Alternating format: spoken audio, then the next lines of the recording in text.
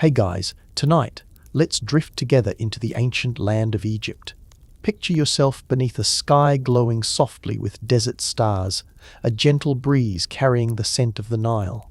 You're about to discover what it truly meant to live as a musician, a harp player at the heart of Pharaoh's world. You might imagine golden music and endless praise, but the truth is deeper, sometimes harsher, and far more beautiful than you'd ever expect. What was the secret life behind the gentle strings? How did it feel to be the soul behind the music? If these stories help you find calm and gentle sleep, please like the video. And I'd love to hear from you. Drop a comment with where in the world you're listening from and what time it is for you right now. There's something peaceful in knowing there are others listening, all drifting off in their own corners of night. Now, settle in. Allow your breath to slow. Imagine yourself opening your eyes as a small child in ancient Thebes, waking to the chorus of early birds and the slow rush of water nearby. The year is older than memory, when Pharaoh Amenhotep III rules and your family lives in a modest house near the river. Your father works with careful hands, his reed brush gliding over papyrus as a scribe. Your mother's fingers are nimble, weaving pale linen from threads stretched across wooden looms. It's a simple life and a humble one, but there is comfort here. Meals shared beneath clay lamps, laughter echoing through small rooms, and always the living pulse of the river. Most of all, there is music, seeping into every moment, carried by the voices of workers out in the fields, temple chants rising with the morning, and the quiet humming beneath your own breath. From your earliest days, you have music in you. You hum when you wake, you hum as you watch sunlight flicker on water. Your mother notices first, smiling softly as you drum patterns with your knuckles on the table, echoing the rhythm of the Nile's currents. Your father sees it too. Experienced in tradition, he doesn't dismiss it as a passing habit. He listens closely, especially at night when your voice lingers after the last story has been told. He wonders if this music is a gift, a sign that you are called to something bright and rare. Time moves slowly in childhood, yet soon your father speaks to an old friend named Nakht. Nakht is a temple musician, his life bound to the sacred harp. Even as age weighs heavy on his hands, he carries himself with pride and gentle authority.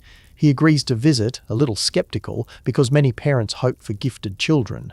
But Nakht respects your father enough to listen.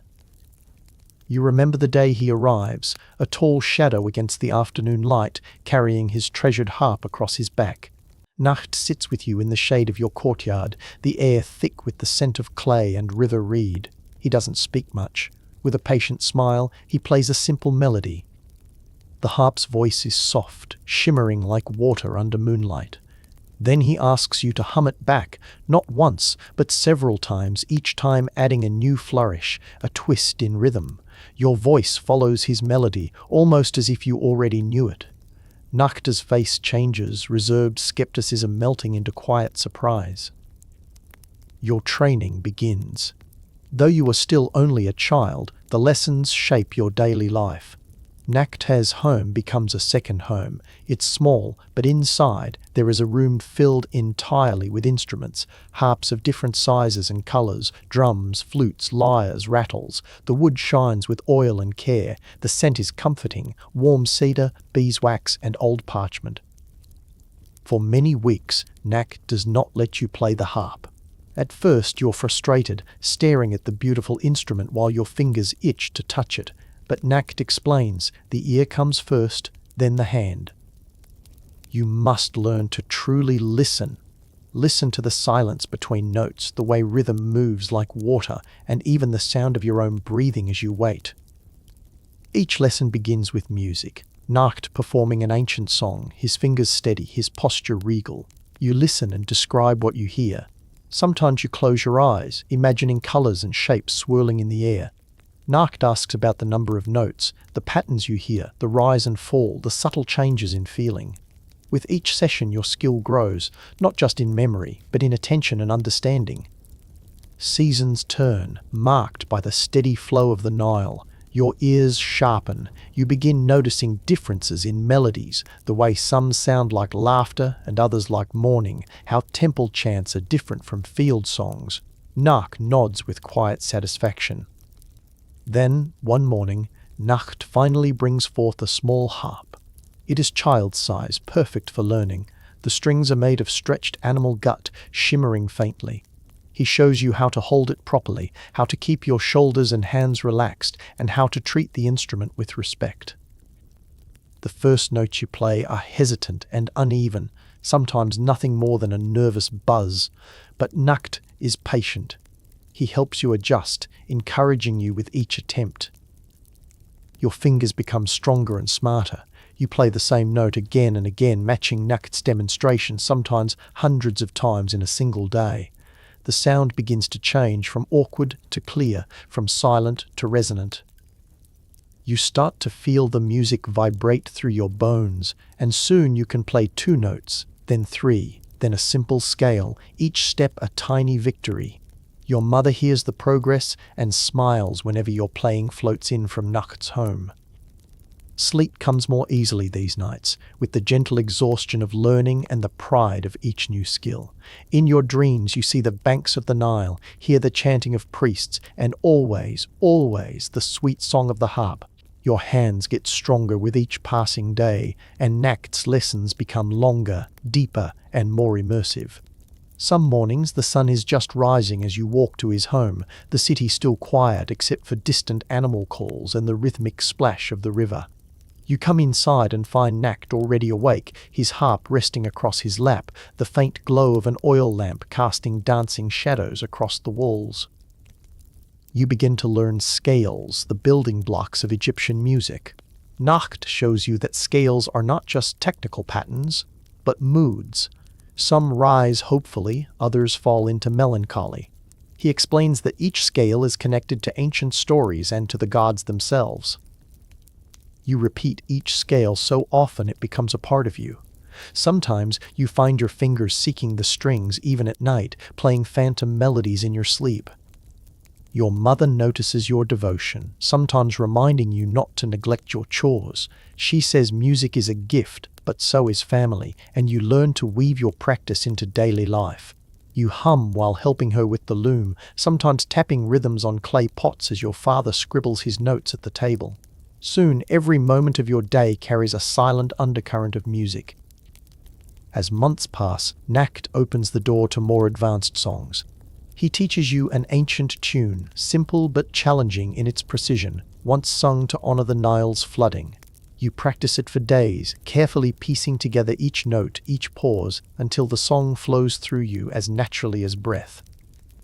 Nakht listens, sometimes correcting, sometimes praising, always pushing you to listen more closely, to feel the story behind every melody. Eventually, as your skill grows, Nakht introduces you to the sacred songs, the hymns sung in the great temples to Ra, Osiris, Hathor, and more. He pauses before teaching you each one, explaining the story woven into its notes. The hymn for Ra greets the sun, climbing upward with hope. The evening song for Hathor is gentle and soothing, a musical lullaby meant to comfort. Learning these songs is an honor, but also a responsibility. If you play without care, you dishonor the gods. If you rush or let your mind wander, it is the same as speaking without meaning. With your hands growing confident and your heart swelling with purpose, you begin to feel a quiet joy, a sensation of being part of something much larger than yourself. Nakht tells you that true temple musicians must remain pure, both in spirit and body. He shows you how to bathe before playing, how to dress in clean linen, and how to treat food and ritual with respect. There are rules to follow. The body is shaved regularly, forbidden foods avoided, modesty respected.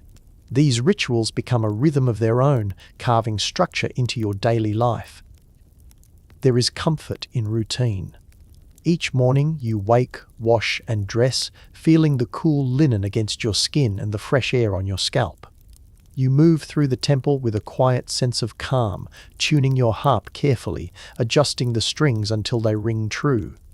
The work is not glamorous, but it is stable, and it grants you a sense of dignity.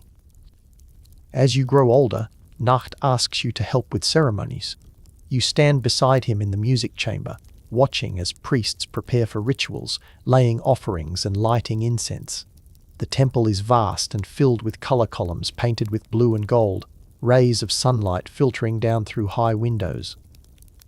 You notice the other musicians too, each lost in their own small world of preparation. You listen closely to the sounds, the drums, the rattles, the flutes, and your own harp blending into a single tapestry of sacred expression. On festival days, the temple thrums with energy. Crowds gather, priests chant, and you take your place among the musicians, the heavy scent of oils filling the air. The music you create weaves through prayers and offerings, helping lift hopes and prayers to the heavens. Sometimes, during the quiet moments between ceremonies, you catch yourself marveling at how far you've come. One day, you were a child humming to yourself in a small home by the river. Now, your music carries meaning for hundreds, sometimes thousands of people. You begin to understand the deeper truths behind Nakht's repeated lessons. You realize that music is memory, history, and prayer. In each note, you hear echoes of all who came before you, all who will come after. And in these moments, you find a serenity that soothes not just the listeners, but yourself as well. You finish each day with a heart full of gratitude, walking the quiet streets home under the glow of twilight. Your family welcomes you with open arms, happy to see you, eager to hear about your progress. You share a simple meal, speak quietly about the day, and retreat to your own small corner to play your harp again before sleep. A gentle ritual that brings you peace, even as the world outside becomes dark and silent. This is your life. Born beside the Nile, growing under Nakht's watchful eye, every moment filled with music, every day a new chord in the song of Egypt. Years pass slowly and gently, like the steady flow of the Nile. You are no longer a small child, but a youth, tall and sure-footed, with music deeply woven into your bones. The city of Thebes awakens each morning with familiar sounds and peaceful routines. Life in the temple has become a second home, and Nakht now trusts you with more of its mysteries. One morning you arrive early at Nakht's house, the mist still rising from the river. He greets you with rare excitement, placing a larger, beautifully crafted harp in your hands. Its curves fit perfectly against your body, the polished wood warm from the sun and the strings stretched tight and waiting. Nakht says you are ready to join the other musicians in the temple itself, to blend your voice into their ancient chorus. The day of your first ceremony is bright and bustling. The temple is alive with priests, each preparing for the coming rituals. Linen garments rustle, and scented oil drifts through the air, mingling with whispers of sacred words. Other musicians smile as you enter, each carrying their own instrument, a flute, a lyre, a drum, another harp. They welcome you as part of their circle, their faces soft with encouragement. Nakht gives you a reassuring nod, his presence both calming and grounding. The high priest gestures for music to begin, and you feel your heart beat in time with the others. The sound of drums marks the start, a slow and steady pulse that acts as an anchor. Flutes join in, their notes rising gently like birds greeting the morning. Together you feel the music move through the temple and out toward the gathered crowd, each note rippling through the stillness and filling it with something sacred. You feel a special magic in these moments, the way your harp's voice is one part of a whole, yet still unique. As the ceremony unfolds, you find confidence in the gentle repetition of melodies. The ancient hymns honor the gods, and your playing blends with the prayers and incense, weaving a peaceful tapestry that lifts the hearts of everyone present. Sometimes, you catch a glimpse of people closing their eyes during your music, letting go of worries and slipping into a calm surrender. After the ritual, Nakht pulls you aside, smiling with pride. He reminds you that the life of a temple musician is more than playing notes. It is a life of service, humility, and steady dedication. You serve the gods, the priests, and the people. You create sanctuary in every ceremony, whether it's a grand festival under sunlight or a quiet prayer in the evening's cool shadows. With each passing day, you find comfort in the routines. You rise at dawn, bathe to stay ritually pure, and dress in linen fresh from your mother's careful hands. The city is always stirring under an amber sky, and you feel a gentle peace walking the dusty streets to the temple. Inside, you tune your harp, fingers nimble and confident now. You watch others prepare, each still as focused as the day you first met them. The temple is alive with the promise of music, devotion, and quiet joy. On festival days, the energy swells. Hundreds gather. Priests chant, offerings are made, and sunlight floods the painted columns. You play with your fellow musicians, creating a sound that feels almost eternal. Children dance in the courtyards, elders weep softly at songs that remind them of loved ones. You understand that the harp is more than wood and strings. It is a bridge connecting generations, carrying prayers to the sky and gently guiding the heart towards rest. Sometimes, during quieter afternoons, Nakht invites you to sit with him beneath a fig tree in his garden. He shares stories of old Egypt, tales of pharaohs and great ceremonies, festivals overflowing with music, rains that brought plenty and years that brought hardship. These stories linger with you long after the music fades, making your own connection to the world wider and deeper. You begin dreaming of larger stages, new compositions, and perhaps teaching apprentices of your own someday. Nakht watches this growth with pride, encouraging you to expand your musical horizons, but always reminding you to anchor yourself in the simple joy of honest playing. It becomes clear your journey has just begun. You are part of something ancient, something that will outlast your own life, flowing on like the Nile beneath the stars. The seasons continue their ancient dance, and with each flooding of the Nile, you grow more skilled, more confident in your role as a temple musician. Your fingers have developed calluses from the strings, small badges of dedication that you wear with quiet pride. The harp feels lighter in your arms now, almost weightless, as if it has become an extension of your own body. When you play, you no longer think about individual notes or finger positions. The music simply flows through you like water finding its natural course. Nakht begins teaching you the deeper mysteries of temple music. He explains that certain songs are never played at random moments, but only during specific rituals, at particular times of day when the sun reaches certain angles in the sky. There are morning hymns that must coincide with Ra's first light touching the temple walls, and evening songs that begin only when shadows stretch long across the courtyard stones. The timing is not arbitrary. It connects the earthly ceremonies to the eternal movements of the gods across the heavens. You learn about the Festival of Opet, one of Egypt's most sacred celebrations. For 27 days, the statue of Amun travels from his temple in Karnak to the smaller temple at Luxor, carried in a golden boat by priests dressed in the finest linen. The procession winds through the streets of Thebes while thousands of people line the route, throwing flowers, calling out prayers, and dancing to the music that fills the air from dawn until deep into the night.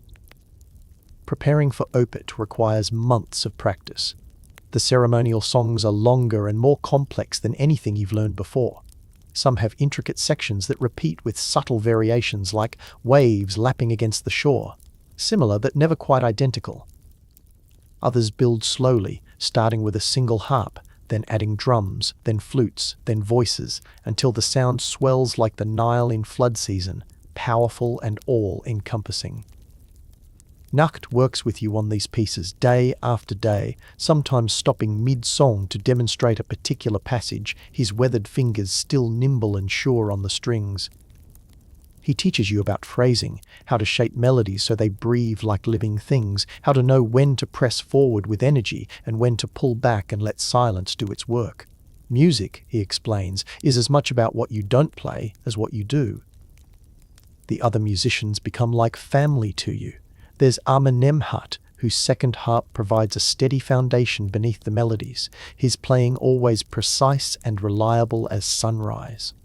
Mutanweir's lute adds brightness and decoration, her fingers dancing across the strings with the grace of a bird in flight.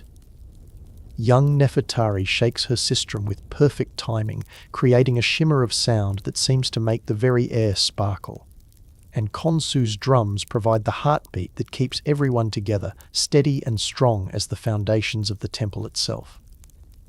During rehearsals, you begin to understand how individual musicians must surrender their egos to serve the larger sound.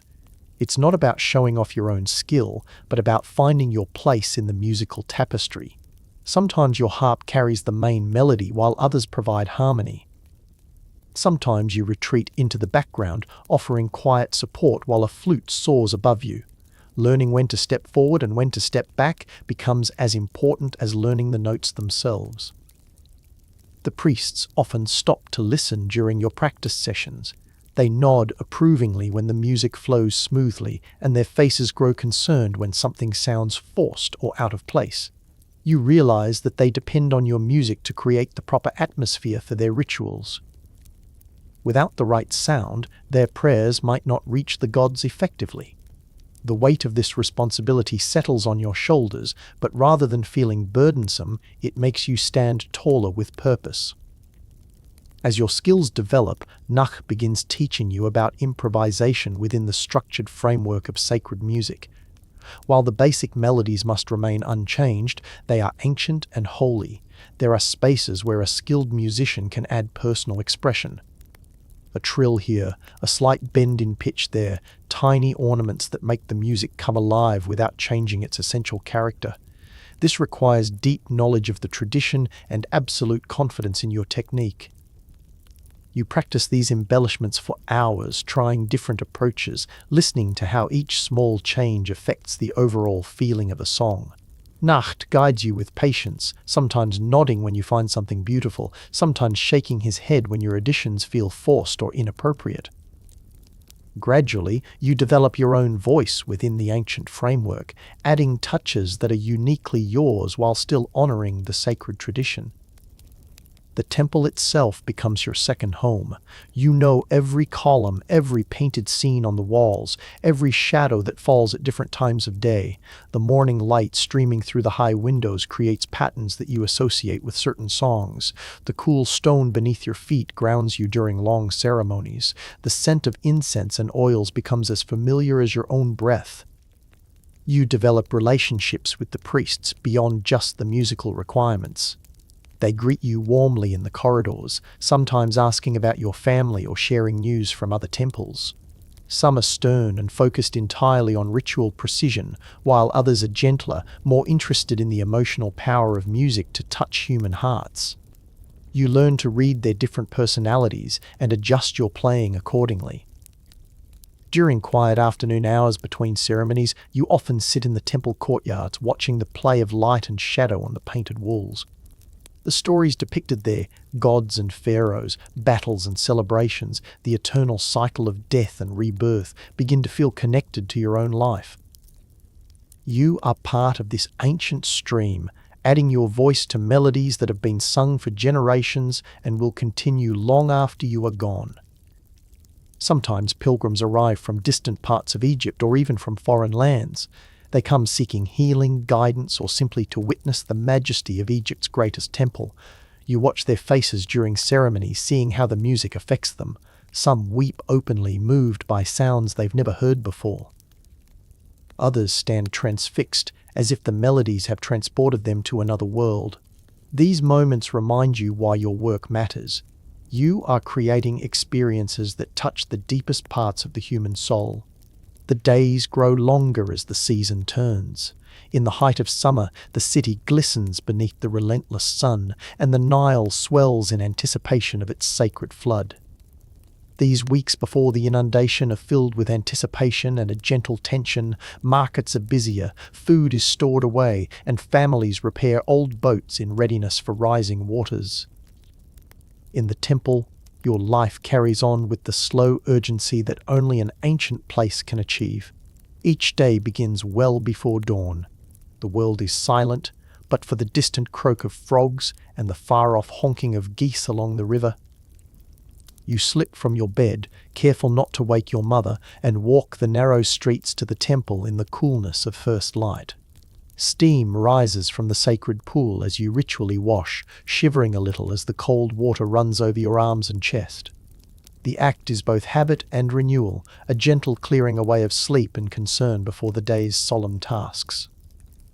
You dress in crisp white linen, smoothed and folded by your mother's skilled hands, and step lightly through the stone corridors toward the music chamber. There, the air is thick with expectation, tinged with the scent of cedar and beeswax. Your harp waits for you. You greet it with the same quiet reverence as greeting an old friend. Tuning becomes a morning meditation. You listen carefully to each string's voice, coaxing it into harmony with the others, fingers sensitive to the subtlest differences in pitch. Some mornings the strings seem stubborn, swelling in the humidity, and you must use all your patience and memory to set them right. Other musicians join you, each moving through their own familiar rituals. Amenemhat checks the pegs of his harp. Mutemwia warms her fingers beside a small lamp before plucking her lute. The younger apprentices sweep the floor, polish instruments, and learn with wide-eyed attention. In silence you prepare together, a community that shares not just music, but all the quiet tasks that shape a working temple. As the first rays of sunlight cut across the floor, the high priest enters with a small retinue of junior priests. Morning prayers begin, and with them the music gentle hymns to awaken the gods and start the day. You play your harp softly at first, filling the great hall with rippling harmonies, while incense curls upward on unseen drafts. The sacred words rise and fall, echoing against pillars painted with scenes of gods guiding the world. Sometimes drift enters your mind. You find yourself thinking of the river, of your mother's voice, or the festival soon to come. But the discipline Nakht instilled in you is strong. You always return to the present moment, merging your own spirit with the music and the ritual. After the first ceremony, you are sometimes free for a short while. You wander the outer courtyards, stretching in the warmth of the rising sun. Other times there are extra prayers, private devotions, or small gatherings of priests who request special songs for their meditations. The variety is a blessing. It keeps your daily routine alive and rich, free from monotony. In these in-between moments you begin to see more of the life that pulses within the temple walls. You see kitchen workers preparing food for priests and guests, their laughter rising with the smell of fresh bread. You witness scribes teaching young boys to read the looping hieroglyphs, patient as they guide trembling hands. Sometimes you sit quietly and simply listen. The voices of the city, the distant slap of water against stone, the wings of pigeons fluttering in the sanctuary eaves. Once, just after a ceremony on a bright morning, an old woman approaches, her posture stooped with age, but her eyes bright and kind. She places a small fig in your hand, a gesture of thanks for a song she heard days before, a melody that reminded her of her own youth. Her gratitude is deep and wordless, passed in the softness of her touch and the spark in her gaze. You realize then that your music spreads further than the marble chambers or the painted walls. It lingers in the memories of people you barely know, curled in the heart like a dream. Summer brings its own rhythm, the days grow hotter, and yet inside the stone temple, coolness persists, offering shelter from the relentless heat. Ceremonies become more frequent as the community prepares for the flood, and the priests call for longer hymns and chants intended to encourage the Nile's kindness. These are songs of hope, gratitude, and a little fear. The hope for gentle floods, the gratitude for another year, and the fear of too much or too little water, both of which can bring disaster.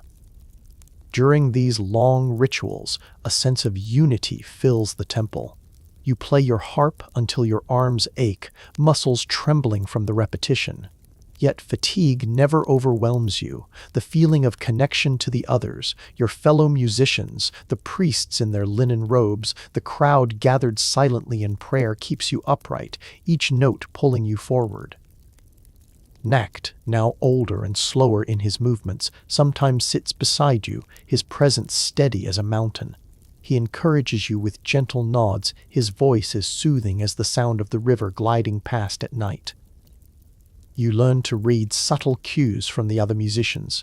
The quick breath before Amenemhat leads a new section, the flicker of Mutamwia's fingers signaling a change in tempo, the steady glance from Khonsu across the circle that keeps everyone together. These moments of unspoken communication are where trust grows deep. You realize that a true musician is not just a master of their instrument, but a careful listener, always ready to adjust and accommodate, always in service to harmony. By midday, the temple is alive with activity. Vendors gather near the outer gates, selling amulets for protection and sweets for children. Festivals are in the air, and even the priests seem more vibrant, moving swiftly between their duties, voices raised in laughter or debate. Sometimes, you sneak away for a moment to watch the city from a shaded corner, smelling the sharpness of spices, hearing the muffled roar of market crowds in the distance. Evening comes in slow waves. As the sun begins to set and golden light bathes everything in rich warmth, you return for the final ceremony of the day. The hymns are slower, deeper, coloured by exhaustion and a gentle longing for home. Your harp sings with the voices of dusk, lilting softly as prayers rise one last time. When the service ends, lanterns flicker into life along the temple walls. You pack away your harp, wash your hands, and walk home beneath a sky swirling with pinks and purples, feeling the lingering echo of music in your heart and the promise of another day waiting quietly on the horizon. The festivals of late summer draw nearer, folding the city into restless anticipation. With so many ceremonies ahead, the temple becomes a hive of activity. Workers sweep and polish the great halls, scrubbing its stone floors until they shine in the afternoon light. Priests rehearse the sacred rites with extra care, their voices blending in low, solemn chants that drift across the courtyards.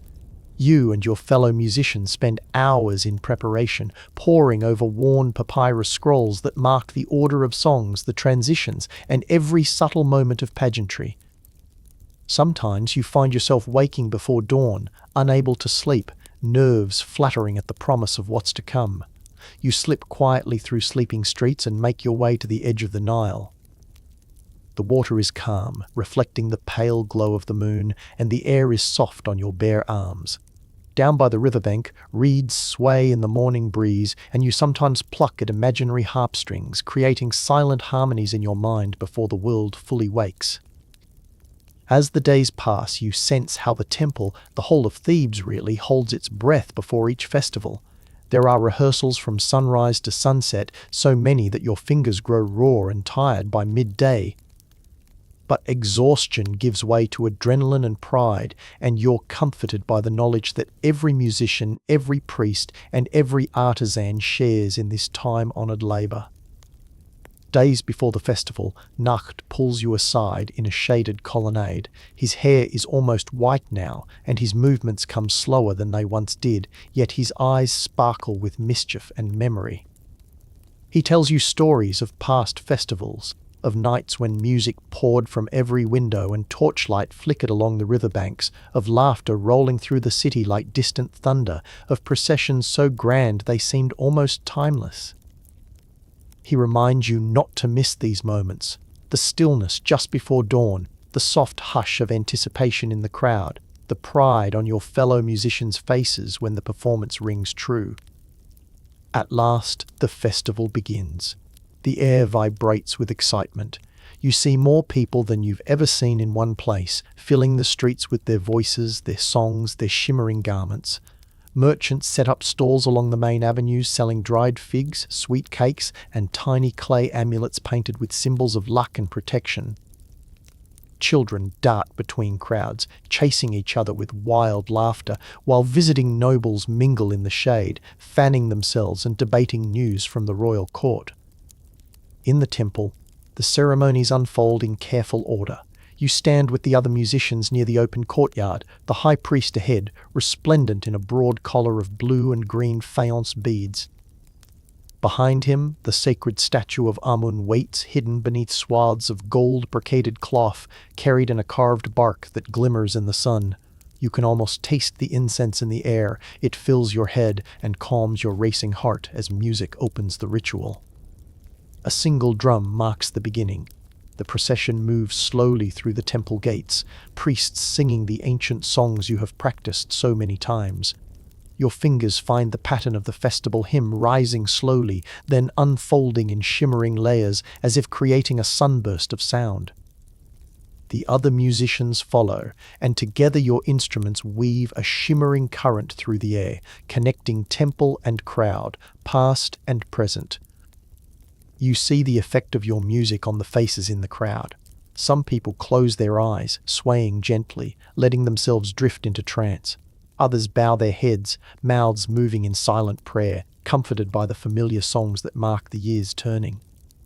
Even the children, so usually restless, stand quietly while the bark passes, their hands held tight by family, impressed perhaps by the swirling mystery and hope that floats above everything like a fragile golden cloud. Each day of the festival brings new rituals and new music. One morning you perform in a private chapel, the scent of newly baked bread heavy in the air, the light filtering through coloured glass set high in the walls. Later, at midday, you and the other musicians join thousands gathered outdoors while the priests reenact myths of creation and renewal, singing praise to the gods for gifts past and prayers answered. You find yourself losing sense of ordinary time. The boundaries between days blur as music becomes your whole world. The rhythm of drums, the gentle call and response between harps and flutes, the flutter of Nefertari's sistrum, all flowing together into something unbroken and ancient. Exhaustion builds, but so does joy. You feel the pressure and privilege of carrying tradition, of giving voice to prayers that have echoed here for centuries. Sometimes, in the quiet just before a grand hymn, you close your eyes and listen to your own breath, steady and sure, and think of the river that shaped your life and the city that still pulses with music, even in your dreams. At the end of each festival day, you walk home beneath lanterns swinging in the night wind, the sky alive with unfamiliar constellations. Music lingers in your ears, mingling with the sounds of distant laughter and the gentle hush of night descending on Thebes. You know, as you wash your hands and prepare for sleep, that tomorrow will bring new ceremonies, new joys, and new moments to let your music flow into the waiting dark. After the festival has ended, the city settles into a slower rhythm. The air seems to soften, the tension of anticipation fading into quiet satisfaction. In the temple, you and your fellow musicians return to your daily routines, but something has changed. There is a lingering sense of accomplishment, an almost sacred exhaustion that binds you together more closely than before. It is the kind of bond formed only by shared labor and deep respect, and you feel it every time you pass a Amenemhat or Mutimwea in the corridors, even if you exchange just a nod and a smile. With the festival's memories still vivid, Nakht begins to trust you with new responsibilities. It is not only that your playing has matured, you have become a leader among the younger musicians, the one they watch for cues in difficult passages, the one they seek out with questions on technique or ritual. Each day you find yourself teaching quietly, explaining the best way to stretch the strings during midday heat, describing how to blend a harp's voice into the tapestry of prayer, offering gentle feedback during private practice sessions. Some evenings, Nakht invites you to join him in the gardens behind the temple. The grass here is soft and cool, the lotus ponds smooth as glass, and the air hums with the song of insects. The two of you talk about music and memory, about what it means to serve, and about traditions older than the stone walls around you.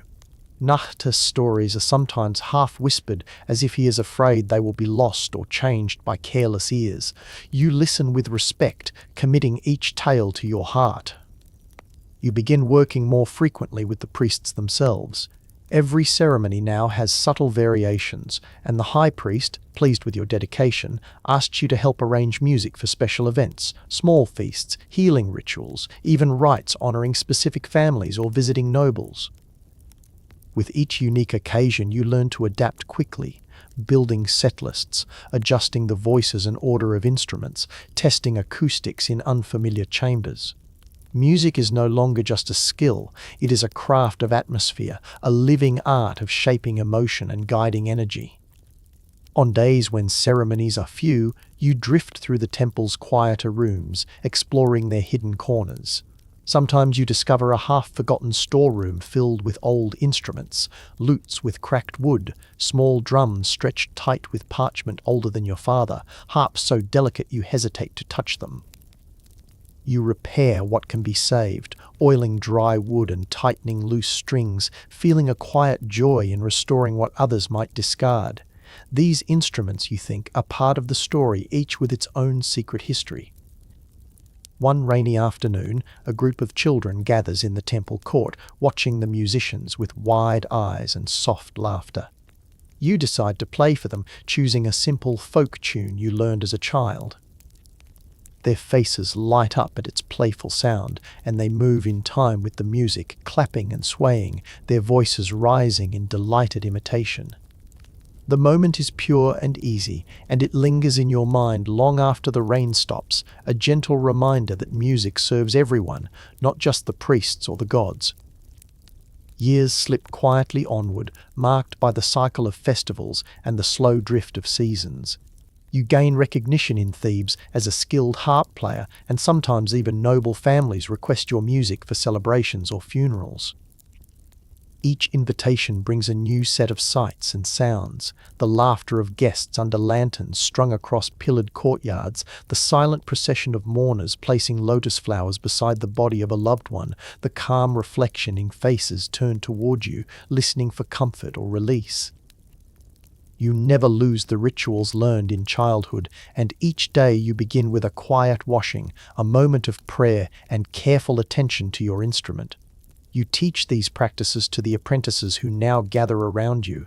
Some are shy and uncertain, others proud and impulsive, but each comes to respect the rhythm of temple work, the necessity of patience, and the importance of listening deeply to the music and the people around them. Mutamwaya, now graying but still agile with her lute, becomes your closest companion. She tells stories about her own mentors, each tale coloured by laughter and nostalgia. Konsu, the drummer, shy and reserved, teaches you the finer points of tempo, the invisible thread that ties musicians together. Amenemhat, always steady, becomes almost a brother, and you sometimes share meals and go walking beside the river, talking late into the night about fate and hope and the call of home. Your sense of belonging deepens, rooted in the temple, nourished by community and music, blossoming with every new challenge and every finished song. You come to understand what Nakht meant when he spoke of service.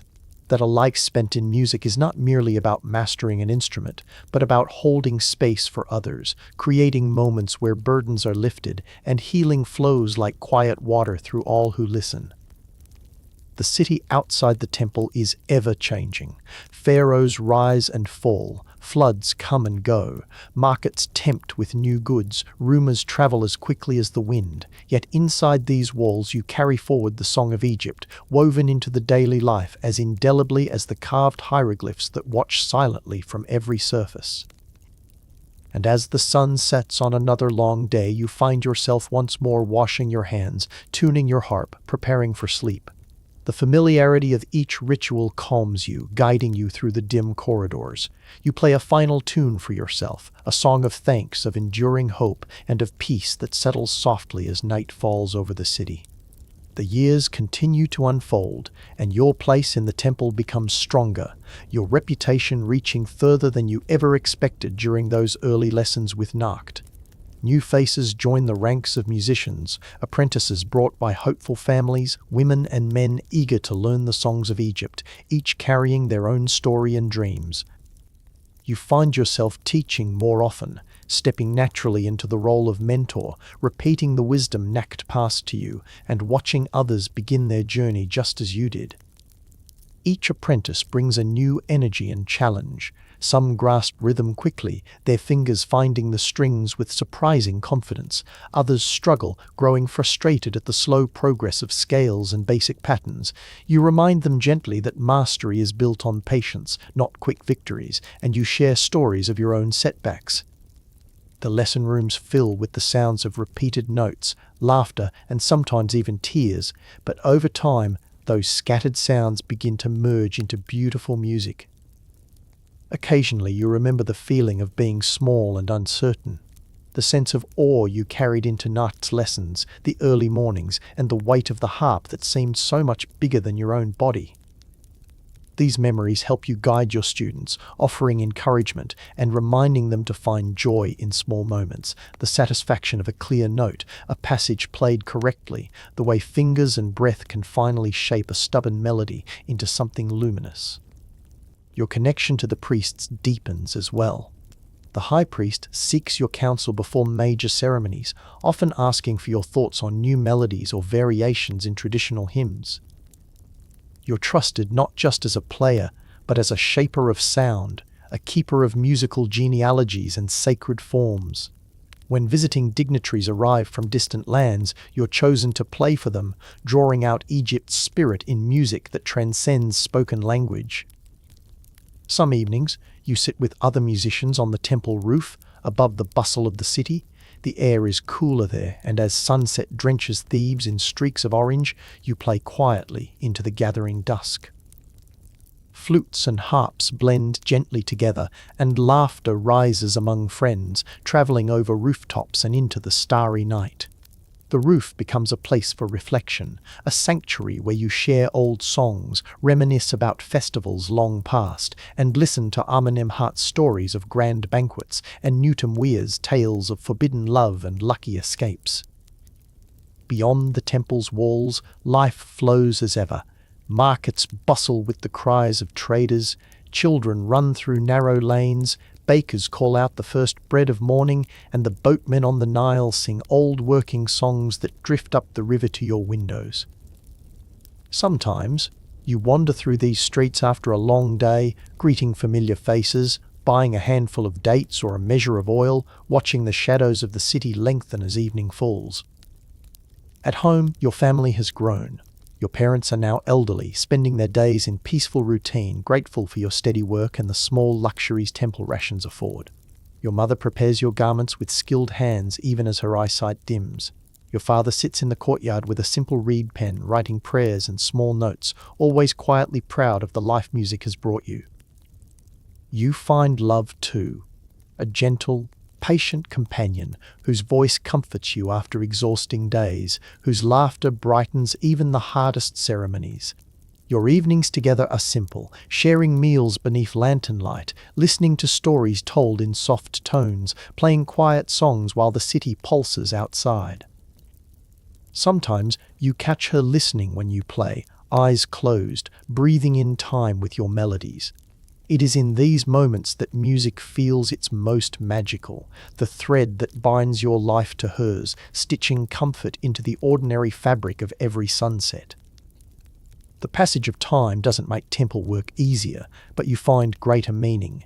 Grey threads appear in your hair, and your hands bear the story of decades woven through calluses and faded scars. Performing festival hymns still fills you with nervous excitement, yet it's tempered by experience and knowledge, a confidence earned in the quiet persistence of daily ritual. Your apprentices thrive, spreading music through new rituals and even distant temples. On rare occasions, former students return for visits, sharing stories of service and devotion in places far from Thebes' temples along the northern coast, festivals in small river towns, private ceremonies for grieving families. You listen eagerly, heart swelling at the thought of music flowing onward, rippling through Egypt in places you may never see. You sense a kind of humility in this legacy, a reassurance that your life, woven through with sacred music and steady service, will echo long after you are gone. Each note you teach, each song you play, each life you touch becomes part of a larger tapestry. Music is not kept, it spreads and transforms, finding new voices, new hearts, new meaning with every sunrise. In the quiet of your own chamber at night, you play for yourself, familiar tunes, new improvisations, and gentle lullabies, listening to the way sound fills the room, washes over the walls, and lingers like a blessing in the air. And as sleep beckons, you feel a deep gratitude for your place in this vast symphony, a life spent in devotion, a harp in your hands, and the unbroken song of Egypt unfolding endlessly around you. As the years circle around you, fresh duties come with experience. Your work grows not lighter, but heavier with meaning. Each ceremony holding layers of memory, each note a thread in the vast fabric of Egypt's history. The temple recognizes your gifts.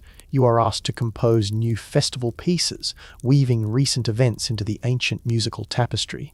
Nearby scribes help you record these melodies on papyrus, each symbol standing in for a sound that will echo through the future. You begin working closely with the temple archivists. They guard boxes of brittle scrolls, some so old their edges crumble at a touch. In careful silence, you decipher faded musical passages, songs once played for pharaohs long gone, hymns written in honor of gods barely remembered. Sometimes you revive these ancient pieces, changing just enough to let the melody live again. The feeling is wondrous. You sense ancient musicians leaning over your shoulder, guiding your hands as you stitch lost music back into the present.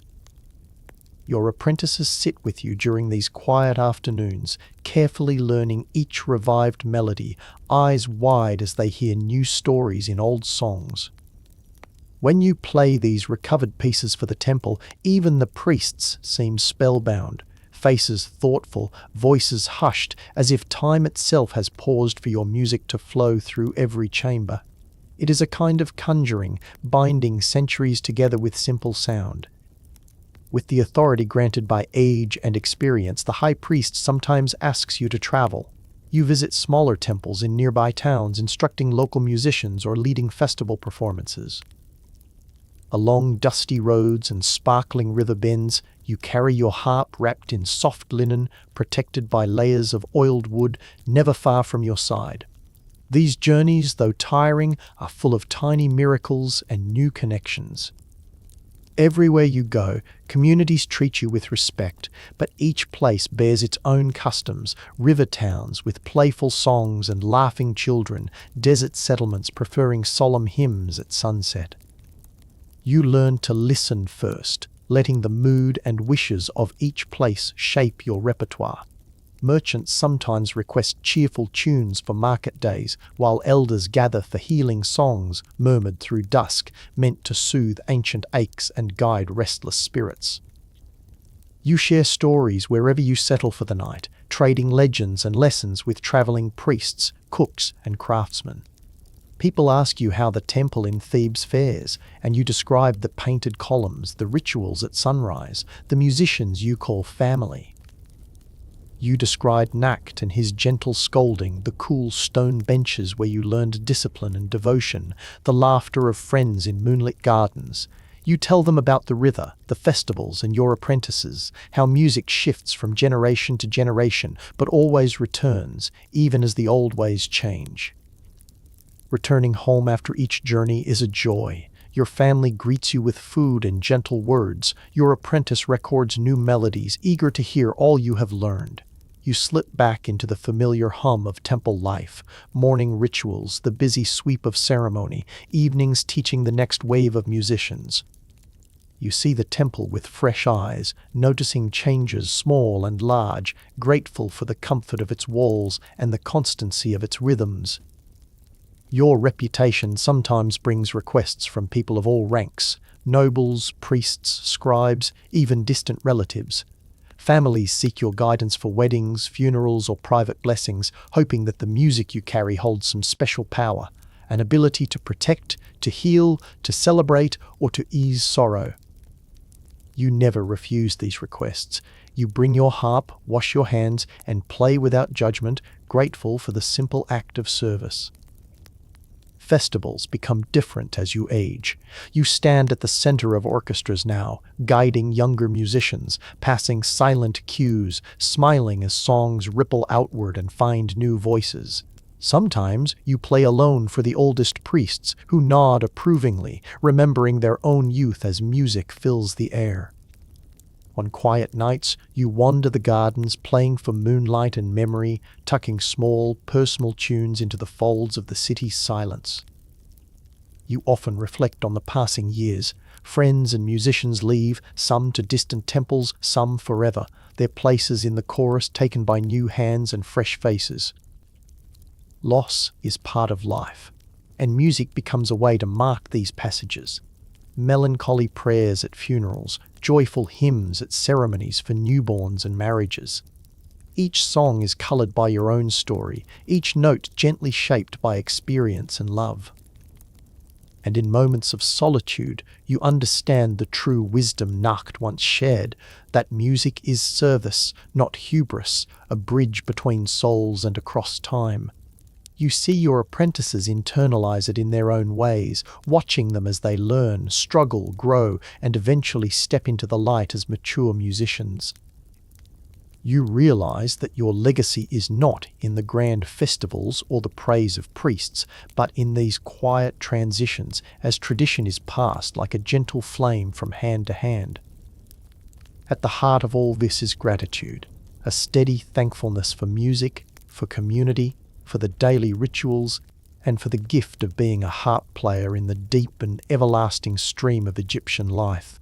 Sometimes, in the soft blue of twilight, you find yourself on the balcony of your modest home, harp resting gently in your lap, eyes gazing across Thebes as lamps flicker awake, scattered like new stars along winding streets. The gentle sound of your playing blends with the distant calls from market sellers heading home, the click-clop of donkeys returning after long, hot days, and the laughter of families gathering for the evening meal. In these moments, peace wells up in you, a peacefulness as deep and slow as the Nile itself. Your home is filled with simple joy. Your partner hums along to your lullabies as the day gives way to night, hands busy with bread or spinning linen near the lamp's golden warmth. Children, your own or those you've come to care for, sometimes lean against your knee, sleepy-eyed and comforted by the familiar music. You notice how the ancient melodies settle everyone, smoothing the edges of worry and the day's worn-out plans. The music you once played only for kings and gods has become, in this gentle dusk, a gift for those you love most. There are, of course, hard days too. Years of work leave your hands stiff some mornings, knuckles swollen and slow to bend, yet you move through the discomfort, finding ways to adapt. If you cannot play intricate hymns, you choose simpler songs, chants that require more heart than technical skill, ones that let your apprentices and children shine beside you while you offer steady harmony. You learn to let go of perfection, trusting the completeness of the moment instead. You watch the seasons shift from your garden, sometimes tending a small fig tree or patch of coriander, breathing in the scents of earth and river. In the spring, the air buzzes with bees and birdsong, the colors of blooming lotus and papyrus as vivid as old temple murals. In flood season, you carry water carefully. Sometimes the children float reed boats in puddles left by the rising river, laughing as the small vessels drift and spin like miniature dreams. You form deep friendships with neighbors, priests, even some of the nearby merchants who remember you from festival performances. They greet you warmly in the streets, offer fresh fruit from their stalls, invite you into their courtyards for tea or wine in the evening. In return, you bring your harp and play quietly for their gatherings, your music weaving through stories, banter, and the soft hush as dusk settles in. Sometimes, this feels like the highest honor, to be welcomed inside ordinary lives, to help mark the rhythm of their days and seasons. Your apprentices become adults, growing into the confident, generous musicians you'd hoped they'd be. Some remain at the temple, some travel far along the river, others even to temples to the north or to borderlands where Egypt's language mingles with foreign sound. They send you messages from time to time, short letters or simply bits of musical notation to thank you or to pass along a song discovered in a distant land. In the quiet of your evenings, you play those new melodies on your own harp, letting yourself be transported for a moment by the living, winding current of music you helped set in motion. As you pass your 5th decade, change is both feared and welcomed. Thebes slowly transforms, new rulers, new rituals, new faces in the temple corridors, new festivals to learn and play. Still, the old rhythms persist. The daily rising of the sun, the ceremonies marking each turning season, the heartbeat of the harp in dawn's silence, in midday's celebration, in sunset's hush. You see in these cycles a kind of immortality, a reassurance that, even as people come and go, the song holds everything together. Sometimes you are asked to play at the end of life at funerals or bedsides where families wait with bittersweet hope. You use your softest melodies then, gentle as the wind moving through rushes, offering comfort as the soul departs. At these moments, elders hold your hand in thanks, children look at you with awe, and you feel the fullness of service. You think, too, of Nakht, who once told you that music alone cannot keep sorrow away, but it can make sorrow bearable, a shared burden instead of a lonely one. As you grow older, you pass along more than technique or tradition. You teach your students the deeper lessons: humility, patience, respect for the silences between notes, the need to listen more than to play, the gentle care of community. You learn to find joy not only in your own performances, but in the blossoming of others. The thrill in your chest as a new apprentice finds their first faultless note, as an old friend's melody lingers in the hush after a festival hymn. On your last festival as the lead musician, you walk among the columns, each carved with the marks of centuries, each echoing with songs long vanished. The temple is bright, filled with music and laughter, and the faces of the crowd ripple with love and gratitude. Your harp is as much a part of you as your own breath, and as you play, you sense all the hands that have come before you. Nakht, Amenemhats, those whose names are lost but whose music lingers invisible but alive, woven into the very stone. As dusk falls on that final festival, you play one last melody, letting the notes float up toward the painted ceiling, swirling in air warmed by thousands of prayers and hopes. There is no applause, only silence, and then a quiet exhale, a collective peace among the listeners. In that silence, you feel a sense of completion. The knowledge that you have given yourself fully to your calling, that the thread you wove is strong and golden, ready to guide others onward even as you step into twilight. And so, as night deepens over Thebes, you find yourself once more at your doorway, harp on your lap, surrounded by family, friends, apprentices, and the music that has been your life's true companion. The air is cool, the stars just flickering into view, and you close your eyes, hands resting gently on the strings, content in the quiet legacy of a life well played, a harp player of Egypt, carried softly on the endless song of time. Like every instrument, the harp holds more than melody. It guards its own language, a subtle world of meaning whispered through tone, touch, and silence. In the temple's dim practice rooms, you spent endless hours learning the hidden vocabulary of sound, how a light touch on the uppermost string speaks of morning sunlight upon the Nile, how heavy chords create the thunder of summer storms, how unplayed strings left to vibrate freely bring a haunting sense of possibility, echoes of what is and what could be. As your confidence grew and your skill deepened, you discovered that every musician shapes the harp's language just a little differently. You learned from Amenemhat's unyielding consistency, from Mutamwia's mischievous glissandos in festival dances, from Nakht's softly swelling harmonics that seemed to summon memory itself into bloom. Each player had their own signature, a fingerprint made not just on wood and string but on the hearts of those who listened. You saw this most clearly in the long festivals when songs stretched for hours and the city's mood hung in the balance. If a melody needed hope, there was a certain rhythm, a gentle flicker that lifted the spirit. If the city mourned, you let the lower strings resonate, weaving sorrow in ways no words could safely carry. You crafted music not as performance, but as quiet conversation, a meeting of soul and story beneath the listening eyes of ancient gods. Even after years of mastery, you realized the harp continually unfolded new dialects. Sometimes, in the hush after a ceremony, you'd experiment, letting your fingers chase after a feeling more than a planned song, asking questions with uncertain notes and letting silence answer back. Gradually, apprentices learned to hear these layers, what was spoken and what was hinted, what was joyful and what was mournful, what was carved in tradition and what was breathed in from the changing world outside the temple doors. The harp, you understood, is a language always in translation, a song passed from generation to generation, with each musician adding their accent. Sharing this unspoken tongue became your greatest honor and joy.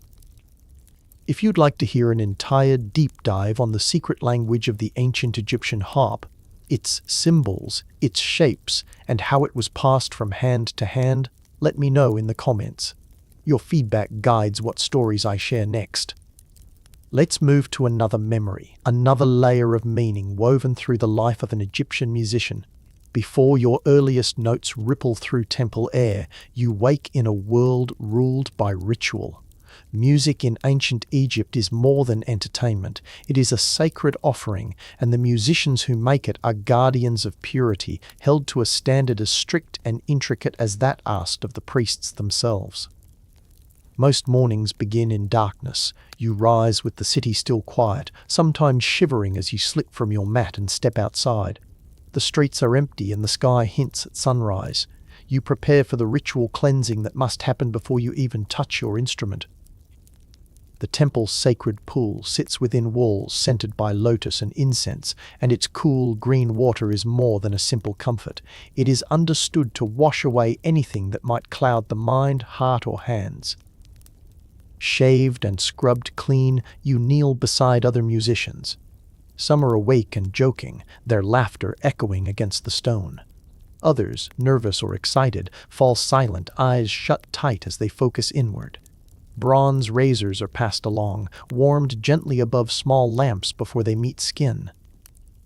You keep your head, face, and arms free of hair, repeating this process every 3 days, as tradition demands. Sometimes it stings, sometimes you flinch when the blade skips, but it becomes the rhythm of devotion, a mark of your calling. After cleansing, you don white linen, woven with skill and patience, a sign of renewal. There is a certain peace in this, a moment to set the burdens of yesterday aside and step anew into music's possibilities. You do not eat forbidden foods, no pork, no certain river fish, and only modest amounts of beer. Food itself, even when simple, must be received with gratitude and care, for every sip contributes to the purity that your role requires. Next come the rituals in the music chamber. Before the harp is played, it must be cleaned and checked.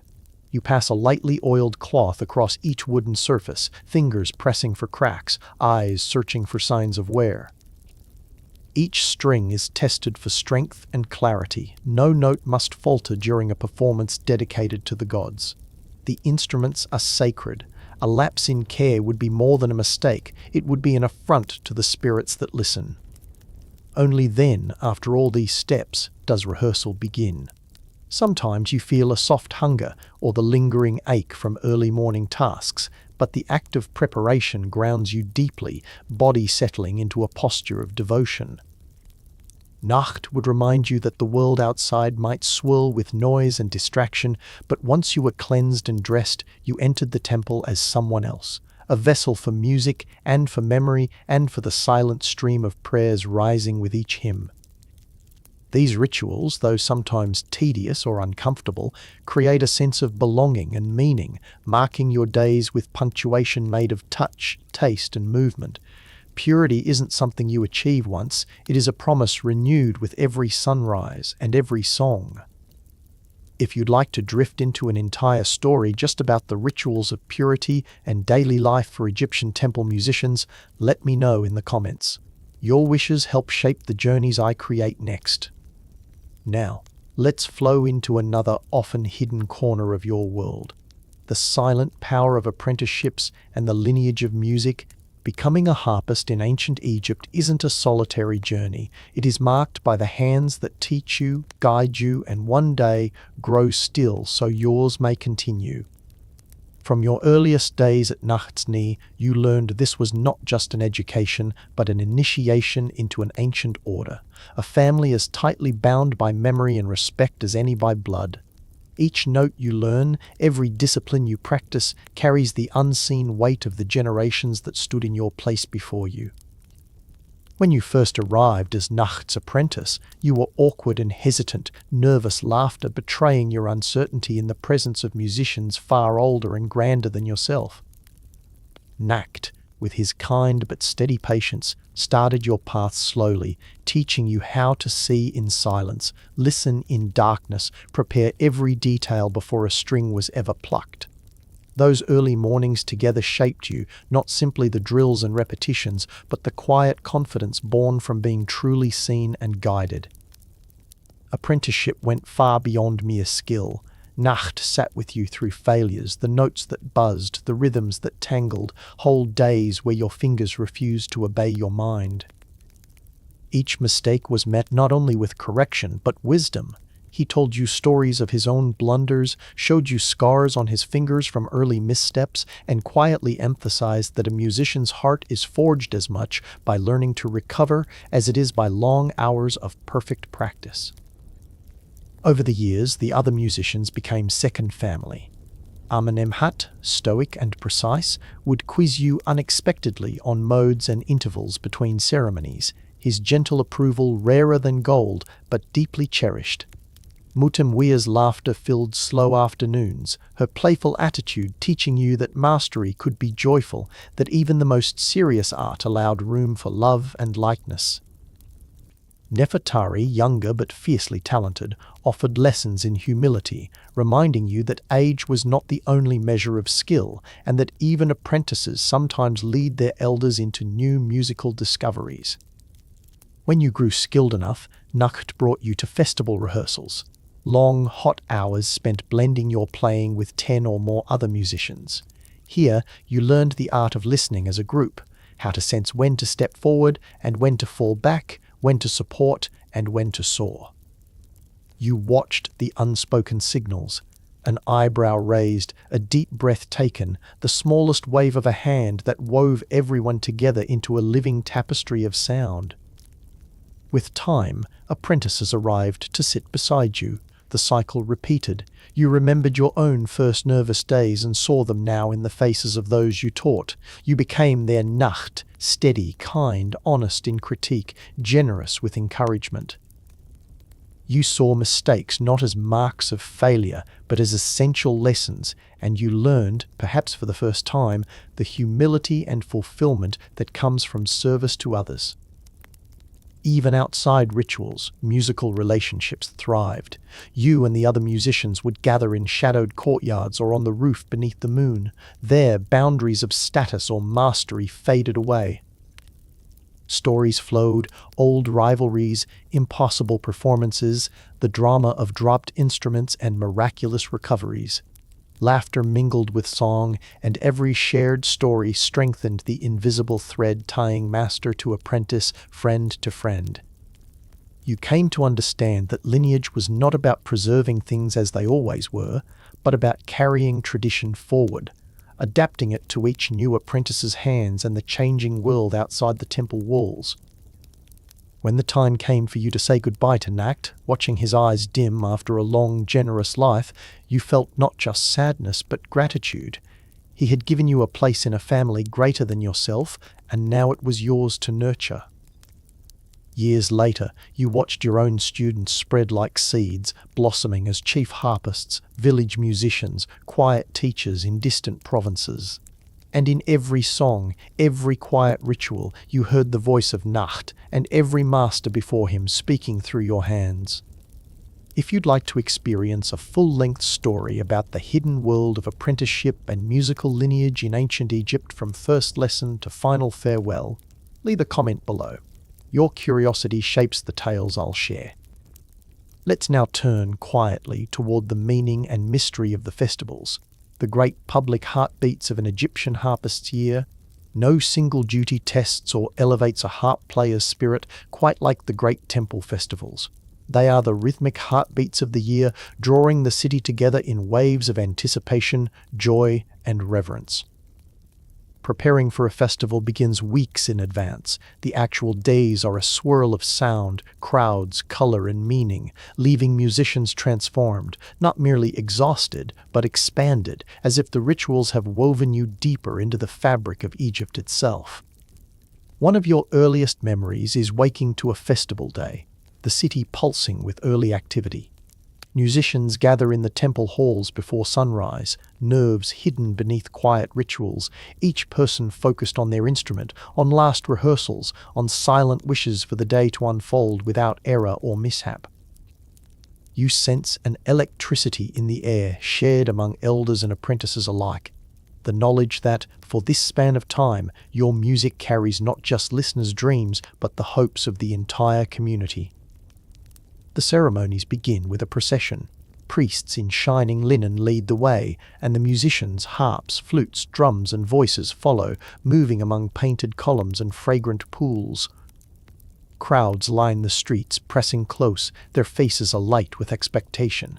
The sacred bark holding the statue of the deity floats above it all, carried carefully in solemn silence, its gold gleaming as sunlight breaks through the temple gates.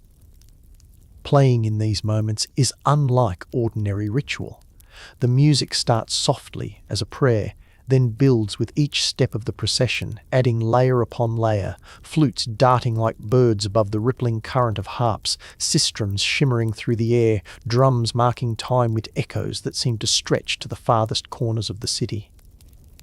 The challenge is immense, each player responsible for their part, working together in a shared energy that lifts both the crowd and the priests in equal measure.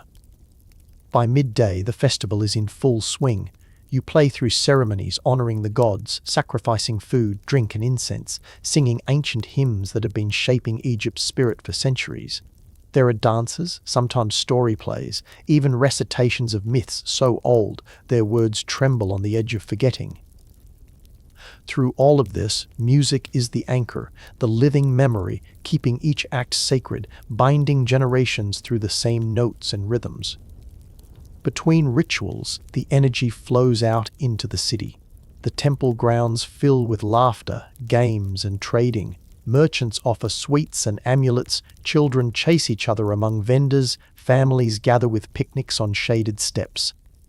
Apprentices, when not performing, drift through the crowds, listening with fresh ears to distant songs, learning as much from the festival's wild spirit as they do from structured lessons. The evening ceremonies are both a test and a gift. Sunset brings the most solemn moments, the prayers for renewal, the blessing of the Nile, the remembrance of those lost, and the dreams of plenty for the year ahead. The songs here move slowly, each note measured and intentional, stretching long into the twilight, the temple illuminated by lanterns and the gentle glow of the moon. It is here, in these moments of tiredness and fulfillment, that a musician feels most at home and most alive, bringing rest to the city and peace to oneself. As the last hymn fades, you are left with a peculiar mix of exhaustion and elation. You and the other musicians sit together, sharing food and memory, replaying favorite moments, and laughing at things that went awry. The bonds formed are unbreakable, woven through days spent in service, nights spent in song, and the shared silence as the city sleeps again. You understand, as you look back, that the festivals are not single events, they are the living pulse of communal faith and joy. They renew your calling and remind everyone, young and old, priest and layperson, of the power music carries in shaping meaning and in holding the city's heart. If you'd love a dedicated, detailed story, a full video, just about the grand festivals and rituals of ancient Egypt, let me know with a comment below. Your interest makes these journeys possible. Now, let the music slow as we explore a more intimate theme, the healing power of harp song in times of loss and transition. As much as festivals celebrate life, ancient Egyptian music holds space for its quiet counterpart, grief. The harp, with its gentle voice and shimmering notes, is not only the vessel of joy, but also the silken thread that binds sorrow, remembrance, and healing. Among all your duties, none carries such silent weight or sacred responsibility as playing when a family gathers in mourning, or when the temple honors ancestors, or even when a lonely soul seeks comfort in loss. In the earliest days of your apprenticeship, Nakht took you aside after a long ceremony. He spoke softly about the rituals surrounding death, about the need for music that soothes rather than stirs, that offers peace rather than attention. The songs for funerals and memorials are different, slower, echoing, sometimes woven from ancient hymns, sometimes improvised to match the needs of the moment. Not every musician is called to this work. Some shy away from the chilling hush, fearing to touch pain too closely. But Nakht believed everyone must face this part of the calling, so you learned the patterns, the chords, the silences. A typical morning ceremony begins before sunrise. Families gather in soft light, hands folded in prayer, faces masked with sadness or hope. The priest chants, incense burns, and you offer music, not at the center but as a gentle presence, one that carries prayers upward, one that gently mirrors the rhythm of shared grief. You keep your playing subdued, even tender, letting the harp sing not for performance but for comfort. Sometimes songs are chosen for their memory. A favorite tune sung by the departed long ago, a melody connected with childhood or early love. You watch how these notes draw tears and soft smiles, how they open doors for people to remember not only loss but the full sweep of life lived. You learn that music in grief is not about forgetting, but about weaving the pain into something gentle enough to hold, together with the love that never really leaves. You come to understand, too, that music is a bridge for those who remain. After the formal rites, you often sit quietly with families, playing quiet improvisations that invite conversation, stories of the deceased, shared fears, and whispered blessings. Your harp becomes background to these moments of renewal, a pulse that says, life continues, and so does grace. Over years, you realize this healing music is not limited to funerals. Ceremonies marking transitions, a child's coming of age, a priest's retirement, a family's reunion after long separation, all draw on the same gentle repertoire. You find yourself called to weave these healing notes for new parents worried by illness, for elders facing loneliness, for those returning from war or famine. The harp's voice is patient, constant, a reminder from Nakht and from history that healing is the heart of devotion. You teach your own apprentices to play these songs, guiding them with care through this tender work. You remind them to listen. The greatest service is not playing the right notes, but sensing the needs of those around you, trusting music not only to carry the past, but also to help build a future, one soft chord at a time. If you'd like to hear an entire story dedicated to the healing rituals, the music of grief and renewal in ancient Egypt, just let me know in the comments. Your wishes guide where these stories flow next. Now, let us end by exploring the ways Egypt's music united cultures, the secrets of foreign melodies in ancient temples, and the shared language of sound beyond the Nile. Egypt has always been a land of convergence. From the earliest dawn, river and desert met, each shaping the other. As a harp player, you witness that same meeting place where cultures, beliefs, and music interweave, sometimes softly and sometimes with raucous joy. The temple does not simply echo with the sounds of Egypt alone, it is a crossroads where distant melodies slip like river currents through your life, forever changing the music you play. You remember your first festival where, among the dignitaries from lands far upriver and across the sea, stood a group of musicians whose language was unknown to you, but whose instruments, strange stringed things, foreign flutes, beckoned with both challenge and promise. You were nervous, eager, cautious all at once, watching how they tuned and played, catching rhythms and scales your ears had never sensed. During the tense swirl of preparations, Nakht encouraged you to listen, truly listen. You sat with these visitors, trading melodies late into the night when the city was quiet and the work of the day complete. Laughter bridged the gap between unfamiliar words. Soon your fingers learned new patterns, a lively dance from Nubia, its rhythm insistent and wild, a slow scale from the Hittites, full of yearning and desert wind, even fragments of Near Eastern songs, their harmonies lingering long after the last note faded. For the festival itself, you and your Egyptian companions were invited to join these foreign guests in a new, shared composition, a tapestry woven from so many strands. It was a cautious process at first, each player protecting their traditions, but as the performance unfolded, something shifted, tensions dissolved as harps and flutes braided together. The music spoke of friendship, cautious curiosity, and the simple, universal desire to make beauty in the presence of gods. Since then, you have cultivated a hunger for these exchanges, seeking every chance to hear and learn from those who bring music from afar. Marketplaces on festival days sometimes pulse with the rough harmonies of traders from distant kingdoms. Foreign priests visiting the temple share funeral chants or wedding songs you've never known, and in return, you offer your own favorite hymns. Some harmonies clash, some blend, but all leave marks on your hands and heart. Your apprentices, at first hesitant and proud of their Egyptian heritage, find themselves enchanted, sometimes frustrated, but always changed. The musical lineage expands, new scales sneak into festival hymns, foreign instruments appear at the edges of feast tables, and visitors marvel at how Egypt, with its ancient strength, remains open to the gentle tides of change. In moments of reflection, you sit amid the hush of the temple, your harp across your lap, and play whatever melody rises in the dusk, sometimes old, sometimes new, sometimes the mingling of both. The temple listens, Thebes listens, Egypt listens, and in the twilight you sense all the world's rivers flowing together, carrying memory and hope into the future.